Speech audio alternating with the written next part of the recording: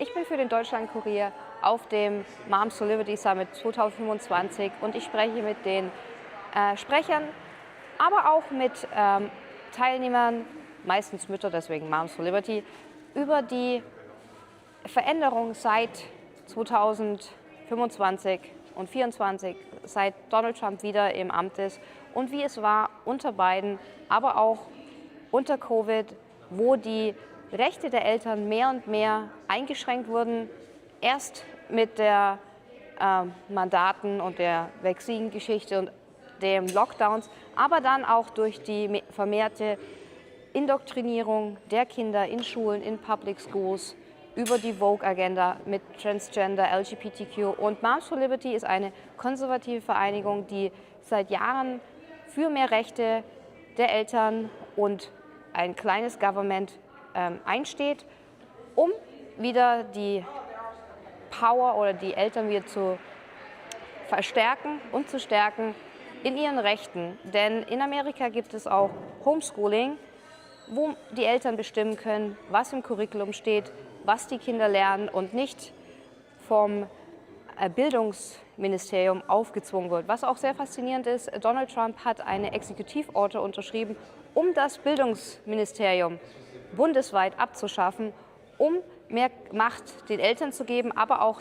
zu den Staaten, zu Bundesstaaten wie Florida, um das Lehrmaterial konservativer und auch wieder mehr christlich und weniger sozialistisch-ideologisch gestalten zu können. Ich spreche mit Teilnehmern, aber auch mit Sprechern heute und das ganze Wochenende über, was sie denn so von der Initiative Moms for Liberty denken, aber auch inwieweit sie stolz sind oder welche Pläne und Strategien weitergeführt werden müssen, um zu garantieren, dass die Kinder ideologsfrei aufwachsen können in den USA. So we are here at the Moms for Liberty Summit and I would like to have your opinion about homeschooling, because homeschooling is forbidden in Germany. We're not allowed to do homeschooling. We had homeschooling a little bit while COVID because there was lockdowns with online schooling. But after that, when the lockdown was ended, the children had to go back to school, and we have also a very high indoctrination of leftist values in our public school system. So as an American mother, what would you think if the government would dictate you to bring your child to public school?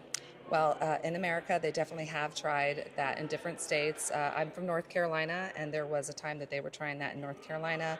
Recently, there are different states, again, trying to establish all kinds of regulations for those who are homeschooling, and typically that really riles people up because we believe in our freedoms to educate our children, freedoms to direct their upbringing. And so if we want to homeschool, then that should absolutely be our choice. So it won't fly here in America. We have fought for it many times, and I believe that we'll continue to fight for it. And now that Moms for Liberty is on the scene, we will definitely be fighting to keep homeschooling and school choice in general. We love our private schools, we love our religious opportunities, and we do not want there to be a government school that's communist. That means someone's in control of your children, and they can shield what they're teaching them. And so that's why we're all about transparency in our public schools, and we would never want the ability to homeschool to be taken away. And one last question. So I heard a lot about school council and that you can go to council meetings and school board meetings. So we don't have that in Germany. So we don't have any school board meetings where we actually can take a little bit power back from the curriculum. So what would you think when you wouldn't have that ability to join school boards? So that is something that I really didn't understand until COVID hit here, because I didn't agree with the masks being on the children, and we knew they weren't getting sick, and yet they were being quarantined and sent home. So we went to our school board and we spoke up, our whole community, and I learned the power of our speech, because we could speak and we did have power to persuade those who were voting whether or not they kept the masks on, our kids. So I think it's very powerful. It's why it's one of our amazing rights here in America that we appreciate, our First Amendment rights, the freedom to speak to those who are in power over us. So I can't imagine not having that, and I feel sorry for you guys in Germany that you can't put that input into your school system. Well, I believe in freedom, and I believe that parents should have options and the freedom to direct the upbringing of their children's education as they see fit, because all children are unique and individual. They all have unique and individual needs, and they all learn differently. So I don't think it should be the government's say how a parent's child is educated, that the parent should be in the driver's seat on that decision. And if homeschool is what works best for that parent and that child, then they should have that option. So as a member or attendee of this Summit for Moms for Liberty, what did you feel under the Biden administration when parents got very persecuted and even sometimes checked by the FBI when their so-called mama bears were going in front of the school boards questioning the woke agendas in the curriculum, like LGBTQ books which are promoting this LGBTQ agenda? What is your opinion about that? Because Trump literally said he wants to eliminate the Department of Education. So what is your point on that? My opinion is that I think a parent has every single right to show up at a school board meeting and express their concerns. I mean, we do live in the United States of America. We are a free country, and it shouldn't be up to the government to decide what my child learns. And so I think it was insane that the Department of Justice was involved and that we were labeled domestic terrorists just for showing up and expressing concerns at a school board meeting. I'm thankful that Trump has decided that he would like to eliminate the Department of Education, because I think it's not the government's job to decide how we educate our kids. Catalina, thank you for being on our show. So Moms for Liberty did an amazing job through COVID, then through Biden administration, now having Trump back in office.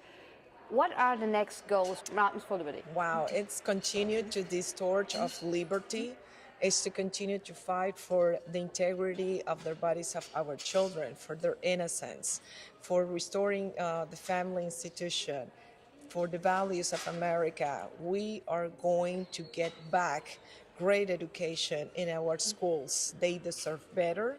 They need to get prepared. They need all the skills. We're working directly with the White House on AI, because they need tools, but they need not to depend on them, but to actually improve their education. So we're going to have so many projects coming up soon, and we will continue especially to promote liberty at all costs.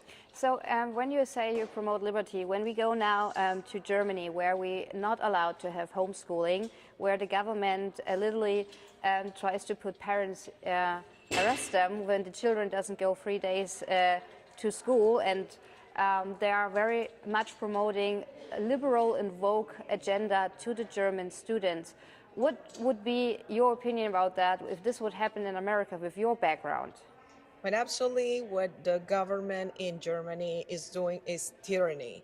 It's no other than what they did the dictators, because you cannot dictate other thing on our children different than the will of the parents. We have the fundamental rights to direct the upbringing of our children. And this is something that no government gives you. It's born the moment you became a parent. And it's our duty to direct their education, their health, their morals, everything is our children, not the children of the government. So for me, that the government is interfering with that fundamental right, it's tyranny, it's an abuse, and it should not be happening. Here, thank the Lord, we have this liberty to take enhance the education of our children. And I myself, I educate in home my children. I do not believe in educational system. They became indoctrination centers. They became centers for activism, and they are promoting values completely opposite to the family institution. It is not only happening in Germany, it's happening here, it's happening globally. It's a global agenda that is pushing through the schools to our children, and we must defend that.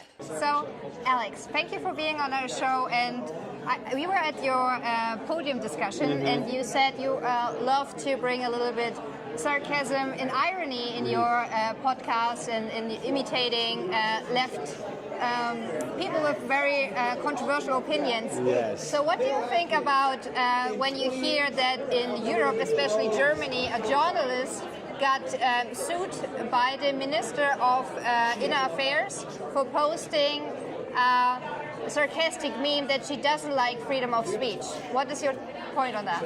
It's very scary. Not just what's happening in Germany, what's happening in the UK. I believe it's something like they're arresting 100 people a day. I mean, don't quote me on that, but the amount of people that are getting arrested for social media posts should be zero, unless the social media post is actually calling for violence or is a serious threat.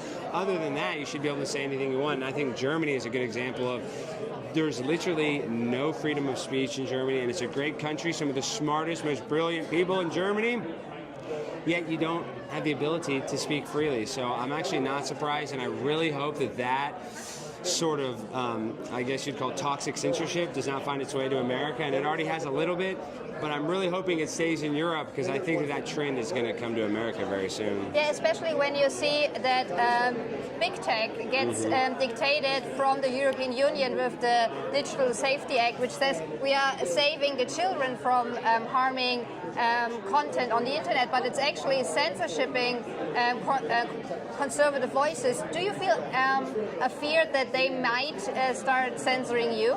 Oh, 100%. And see, that is kind of like the psychological operation when it comes to like censorship. I'll just say this much. I am worried every single day, even now that Elon owns X.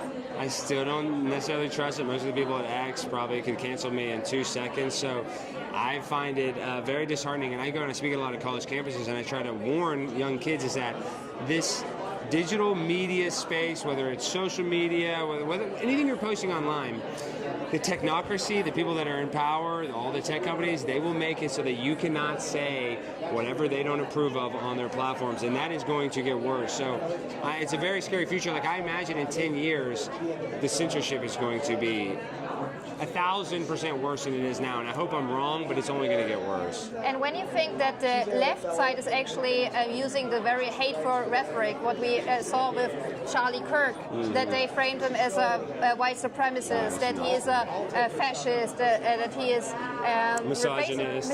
Yes, but actually they are the ones who are increasing the tension. Like the conservative influencers, like you go to the campuses, you try to talk with the people, but the media is raising this hateful rhetoric. Are you afraid that a second Charlie Kirk could happen? I mean, I am not personally afraid of dying, and if that was the outcome, I would still go to college campuses, and I'm not trying to say that's a virtue signal, but I look at Charlie Kirk as a guy that knew that he got multiple threats all the time and was fearless and never stopped going to school, so I'm not going to stop. When it comes to like future threats of violence, I am worried about copycat stuff. You look at Luigi Mangione, they're basically making him out to be a hero. Now, that's not happening in a Charlie situation, but there are a lot of people that said some disgusting things that I wouldn't expect, because if something like that happened to Jasmine Crockett or AOC or a politician that I didn't agree with, I definitely wouldn't celebrate their death. So it's just a sad indication of where we're at, and we're desensitized, and we don't care about other people, and we actually try to spread hate and not love, and that's kind of why the internet's become so toxic. Angela, thank you for being on our show, and this is one of my most favorite interviews because I have so much questions. So, I'm an open book. And my most loved liberal, ex-liberal. Thank you. And I saw your videos, and they were very controversial, but I loved them because they were full of sarcasm. Most of the people didn't understand that they were actually sarcasm. True that, yes, that's true. And so, for me, being a conservative libertarian person, which were the most things in the Democratic Party would make you change your mind about the Democratic Party and then actually leaving New York City and coming to Florida? Well, we're going to be here a while. No. I would say a big turning point for me was this most recent election. Trump won, and I just saw so many people on the left just doubling down, just rooting for him to fail. And I just found it ugly. I'm not going to, the results are the results. I accept them. America spoke. And, I want him to do well. Like, I'm not rooting for him to fail. I love the country. So I started seeing a lot of that. And just a lot of extreme, like, radical things, the Teslas being burned, like the women who are cutting shaving their hair want to have sex with any Republican man, right? Yeah. Ever again, yeah. So it's just, I would say things like, I don't think it's okay to burn Tesla. Like, it's a crime. And people were like, oh, I was getting called a Nazi and a fascist for saying that. So simple things, just simple questions I was asking, because I wasn't agreeing with all of the talking points in the echo chamber. Was getting a lot of hate and negativity from the left, and that's kind of been going on. A lot of people canceling me just for kind of speaking up and disagreeing about some things that the party's doing, and I don't feel like they have a solution. Like, they're not learning from the election. It just feels like the same things rather than a plan going forward. Yeah, but is not the Democratic Party actually the party of freedom of speech, right, of my body, right, my choice? Right. And shouldn't that be actually First Amendment party? And right now it's more looking, you only have the right of First Amendment when you agree with the narrative. Right. Yeah, absolutely. It's a great point. And so I'm right now in this place of just wanting to challenge things. And I think that's a good thing. I embrace that. I think it's good. It's natural that we disagree and we have different opinions. We're not all the same person. How boring is that, right? We're all individual and unique. So it's okay for people to have different ideas and opinions. Let's talk about it, in a respectful way, and instead of just this name calling and canceling. And so I hear you, and I think it's okay to disagree. So, and when you see about all the rhetoric coming from the left side, we had this horrible assassination from Charlie Kirk, and in my opinion, the left didn't really help with all the rhetoric, or he's a Nazi. You get called a Nazi, and I don't even think that anything what you say is very fascist or would make it right to call you a Nazi. And then when you look over to Europe right now with all the censorshiping, what is your point on that? Is there a chance that this mistreating of freedom of speech in Europe can end up in America if the Democrat Party gets more and more power again? I don't know. I think it's a valid fear, right? And so anyone who does feel that way, I think it's important that we keep speaking up. I feel like people try to silence you, right? And they try to keep things the way they are or the way that they want them. So I think that's why it is so important to speak up. And even though it's uncomfortable or people might not like what you have to say, or to do it, because, if it's important to you, if it's something you're passionate about, to fight for that change or to fight for things not to change, whatever it might be. It's scary. And so I think you got to trust yourself and what you're feeling passionate about and take action for it. And you were on a podiums discussion about social media.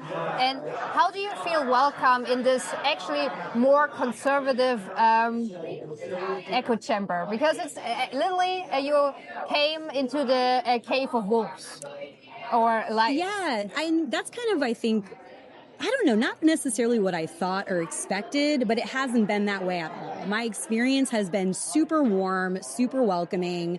I really respect and admire the fact that they did invite me to be here. I think that says a lot. That speaks volumes, that they were willing to invite me and bring diversity and different viewpoints and different political opinions and beliefs. I think that is amazing. And I've had so many good conversations with people, and we don't agree about everything, but we've been able to have a great dialogue. And I think that what I'm learning is we have so much more in common than people would think or assume. And that's why assumptions are so important to not, to get outside of that, to think outside the box and actually learn more about people.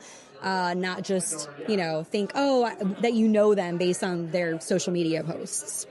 So one last question, because you are a former New Yorker, and there's right now this election for the mayor, and we have Mamdani running for the Democrats. In my opinion, he is more Islamist in Democrat clothing to give this idea of socialistic, democratic policies.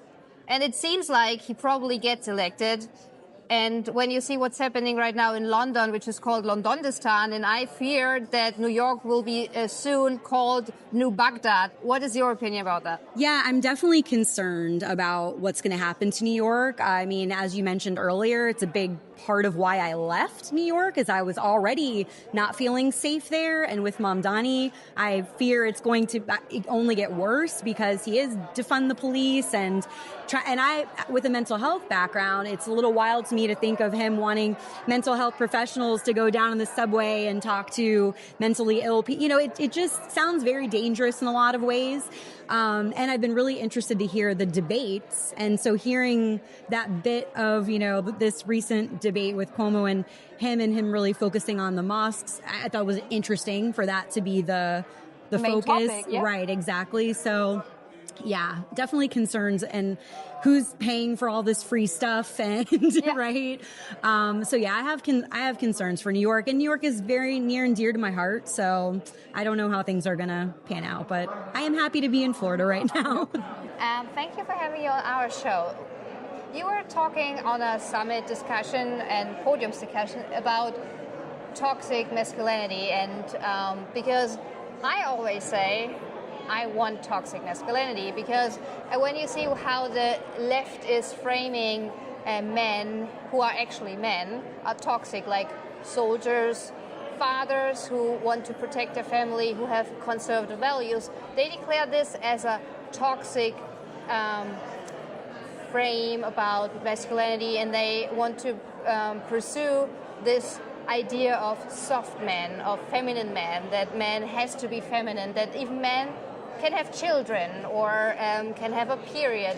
And you said you don't like toxic masculinity, or to call it toxic masculinity. So now my question on you, how would you call it? Yeah, so I don't mind what they claim to be as toxic masculinity, but I just call that masculinity. The left has tried to do two things in this country. The first thing they've tried to do is erase men, right? So when you erase men, you impede on women's spaces, and we should love women and want women, and we should want good women and good men, but when you erase men, you impede on women. So they've done that. They've already tried to erase men and now women off the face of the earth. But what they've now tried to do is redefine masculinity on their own terms, and they're putting this word toxic in front of it. Masculinity, properly defined, is virtuous. And there's one thing that I never hear when we talk about what it means to be masculine. That's loving and caring for women. If we erase that role in society, we won't have good women. There's distinct roles for men and women in society. We should celebrate both those roles and live those roles out in the roles that God gave us. So play now the devil's advocate, because you say, oh, well, we want to pursue the right role for a woman or a man. So in Germany, we say the three Ks, not KKK like you say in America, but it's like kitchen, children, and church, because they all start with a K. It's like Küche, Kinder, Kirche, like church. So they, how do you want to explain this to modern women who don't want to actually live this traditional women life, just be at home, raise the kids, and be only supportive to the man, that the man can thrive? So, but how do you want to explain it that you can have both as a woman? Like, I want to have both. Like, I want to have a family, and I still want to have a career. Yeah, well, my wife does both. So we both work full-time jobs. My wife as well. She also serves on the State Board of Education in the state of Florida. She also founded a nonprofit. So we figured out how to make it both work. I think that people get so misconstrued, they misconstrue and they confuse what it means to share roles. Roles can be shared in a family. We're not saying that men have to be the provider in the family. It's just been more natural for that to be the way over time based on how society's lived. But I am a huge proponent of women in the workforce. There are very specific roles in the workforce that I could never do. There are very specific emotions that some roles require that I could never do. I'd be terrible at some of the things that my wife does in the professional world. So I think all women should be free to pursue the abilities that God gave them to make the world a better place. However, and this goes for men too, we are responsible to our families first. And culture starts at the kitchen table. And our primary vocation is not where we make our money, it's where we raise our kids and raise our family, and we need to get those roles right. So do you think that saying that liberal side and the left wing, especially under Biden, tried to destroy the micro world of the family, the nuclear family. Absolutely. And the nuclear family, the country, our country, will go so far as the nuclear family goes.